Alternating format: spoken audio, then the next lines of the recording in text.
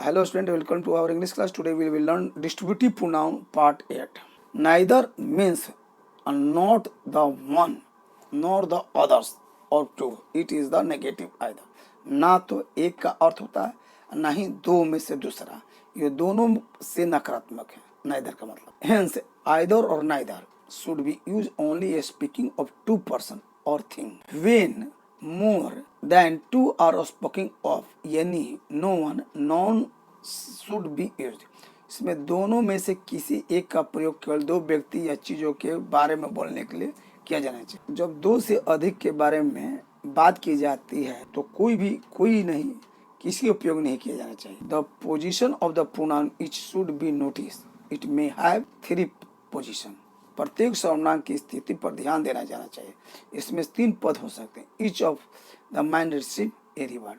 प्रत्येक व्यक्ति को एक पुरस्कार मिले. ईच ऑफ देज हॉर्स कोस्ट 5000 रुपये. घोड़ों का प्रत्येक का कीमत 5000 रुपया है. I bought each of the mango for 3 rupees. मैंने इसमें से प्रत्येक आम 3 रुपए में खरीदा. These men receive each a reward. इन आदमियों में एक एक का इनाम मिला. These men receive each a reward. इन लोगों ने एक एक इनाम मिला. The horse cost each 5000 rupees. इस घोड़े की कीमत हर 5000 रुपया है. I bought mango for 3 rupees each.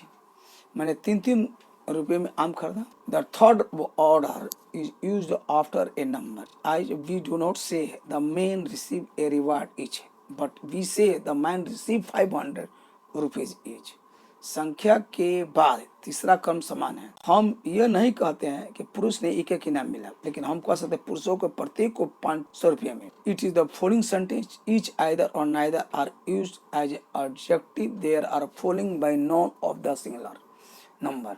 निम्नलिखित वाक्यों में प्रत्येक या तो ना ही विशेषण के रूप में उपयोग किया जाता है. इसका एक वचन संख्या का संज्ञा होती है. Each boy to his turn. Neither equals is true.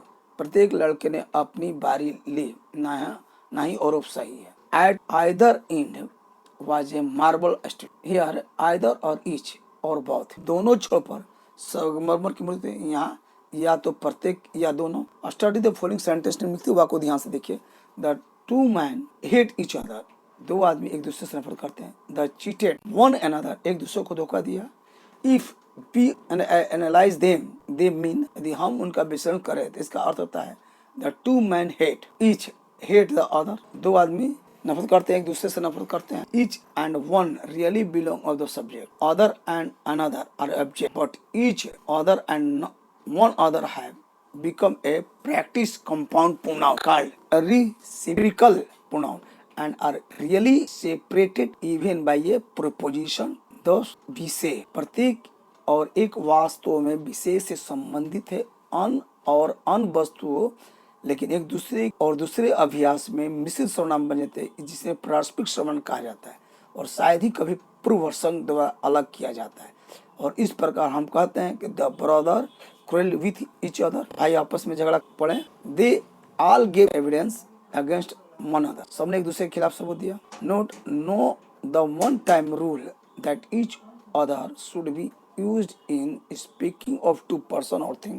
One another is a speaking of the more than no longer strictly observed. They three brothers quarrel with each other is now accepted as idiomatic. Note एक समय का नियम है कि दूसरे के दो व्यक्ति या चीजों की बात करने से इस्तेमाल किया जाना चाहिए. एक दूसरे से अधिक बोलने की सख्ती से पालन नहीं किया जा सकता. तीन भाइयों में आपस में झगड़े पड़े, आप मोहब्बतदार मान लीजिए. रिलेटिव प्रोनाउन सापेक्षम सर्वनाम. Read the following pairs of sentence. निम्नलिखित वाक्यों के योगों को पढ़िए. I meet Hari.